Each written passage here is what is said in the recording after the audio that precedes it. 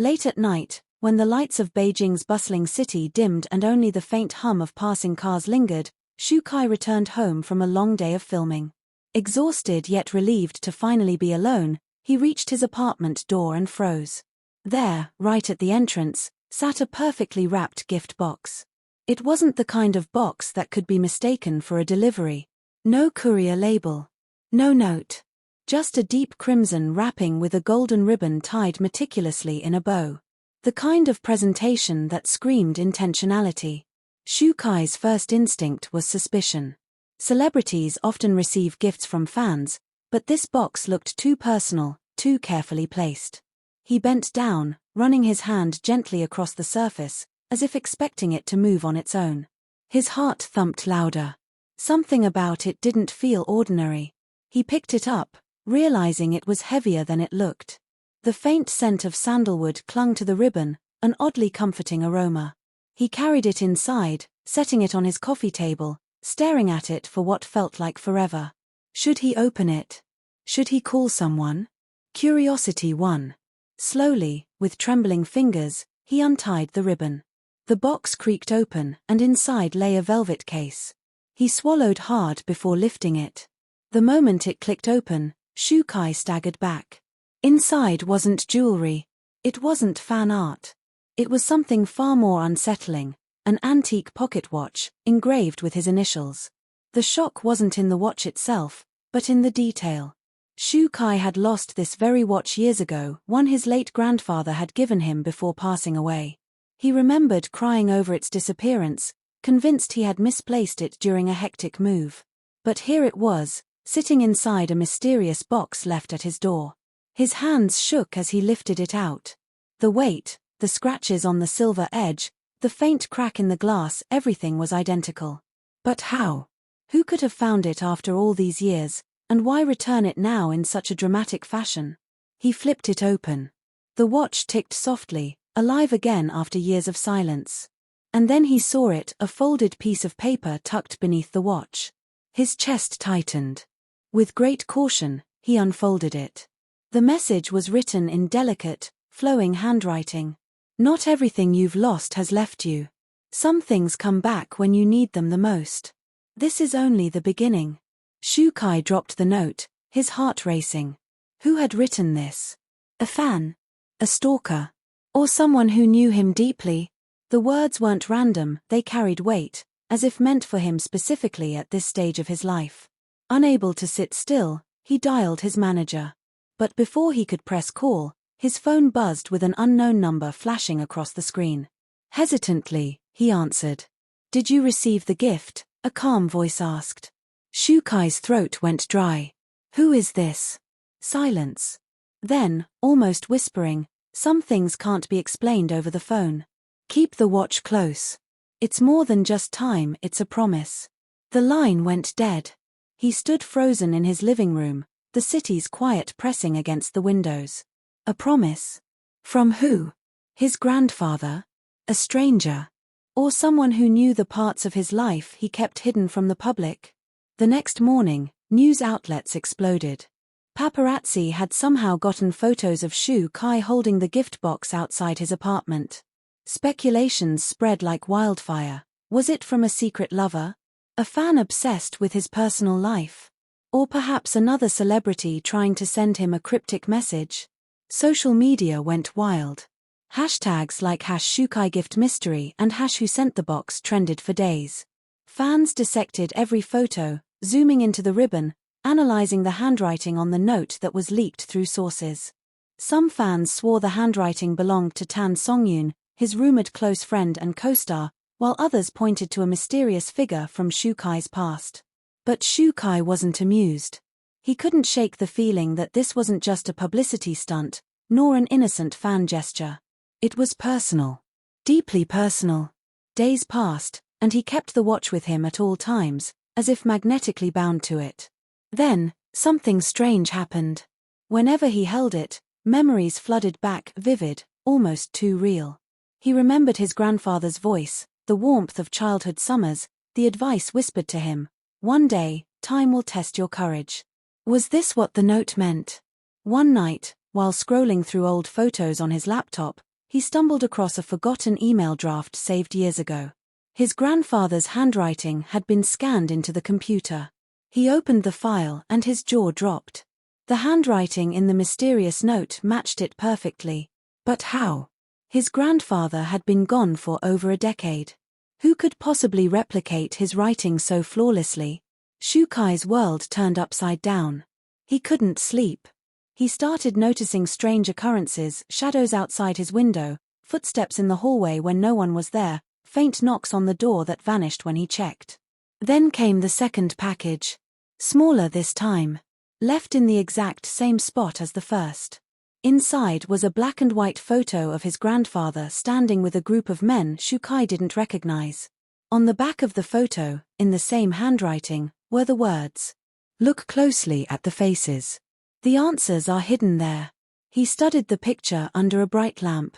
One of the men looked eerily familiar.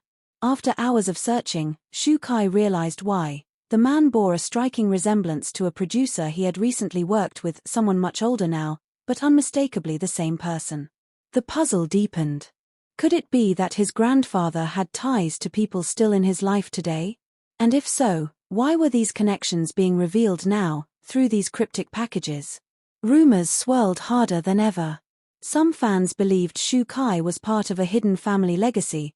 Others speculated that the gift box was linked to a secret society his grandfather once belonged to.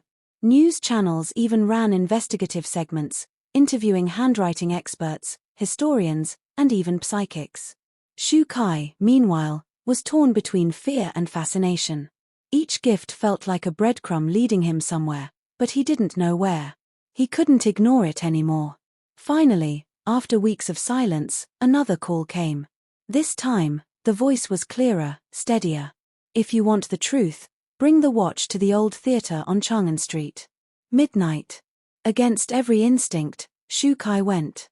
Cloaked in a hoodie, face hidden, he stepped into the abandoned theater.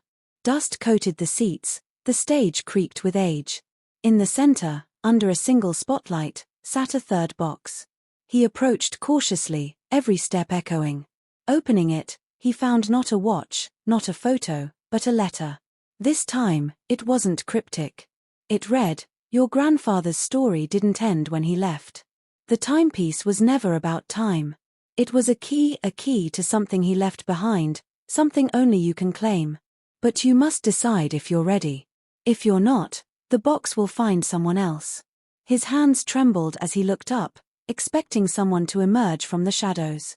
But the theater remained empty. Only silence. The mystery wasn't solved. In fact, it had only grown deeper. But one thing was certain, Shukai's life would never be the same again. And somewhere, unseen, someone was watching.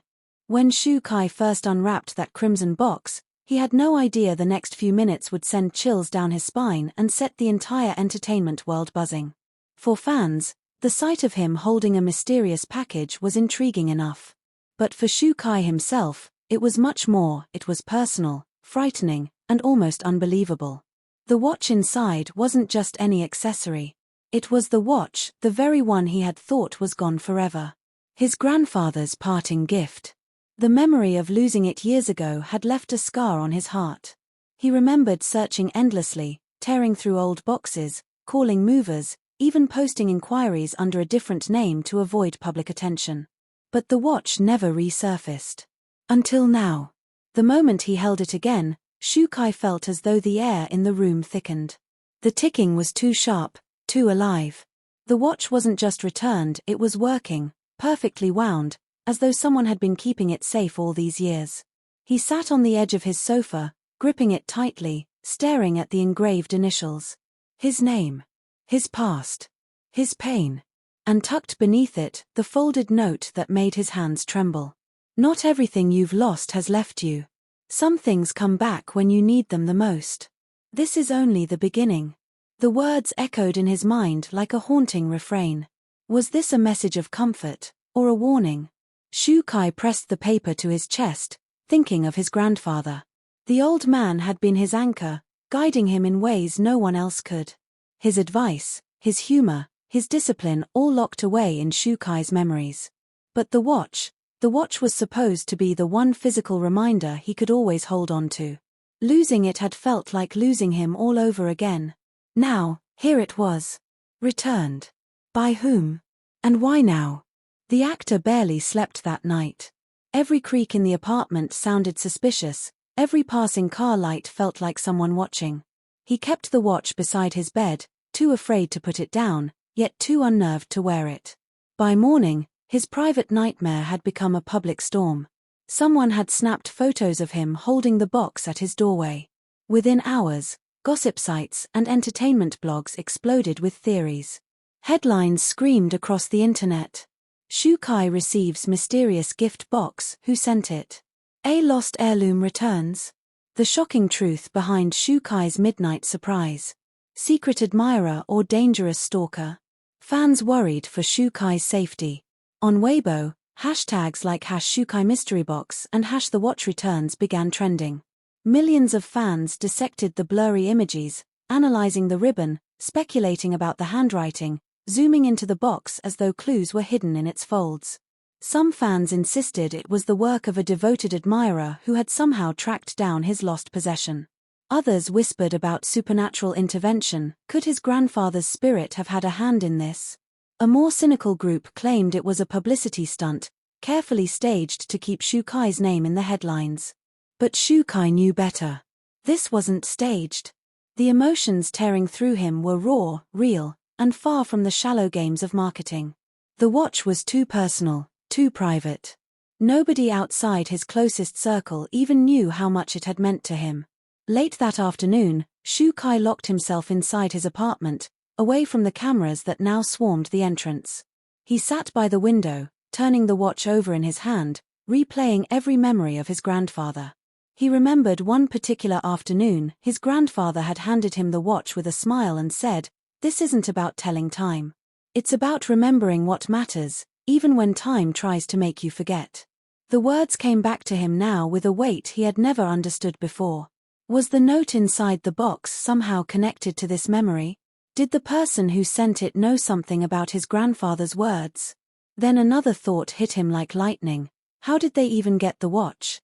If it was lost during a move, then whoever sent it had access to his private belongings. That possibility sent chills through him. Could this be the work of someone who had been watching him, collecting pieces of his life from the shadows? The fear mingled with something else, an unshakable sense of fate. As though this wasn't random. As though the box was meant to arrive now, at this exact moment of his career, his life, his struggles. The more he stared at the watch, the more surreal it became. His fans outside were chanting his name, reporters were shouting questions, and yet inside his apartment, Shukai sat in silence, clutching an object that blurred the line between past and present. Hours passed. He tried to distract himself, scrolling through social media, reading scripts, even turning on the TV. But his eyes always returned to the watch, sitting on the table, ticking steadily like a heartbeat. And then came the phone call. An unknown number. His instincts told him not to answer. But curiosity gnawed at him. He pressed accept. A voice, calm, almost soothing, asked, "Did you receive the gift?" Shukai's breath caught. His hand tightened around the phone. "Who is this?" The voice paused, then whispered, "Not everything you've lost is gone forever. Keep the watch close. It's more than just time." And before Shukai could respond, the line went dead. He stood in the silence of his apartment, phone still pressed to his ear, the words replaying over and over. More than just time. What did that mean? That night, Shukai couldn't shake the feeling that the box wasn't just a gift, it was the opening move in something much larger. Something that would drag him into a mystery he wasn't sure he wanted to solve, but couldn't avoid. And as the city lights flickered outside his window, one thought kept him awake. This was only the beginning. Don't forget, if you enjoyed this video, make sure to like, share, comment, and subscribe for more unbelievable stories that will keep you on the edge of your seat.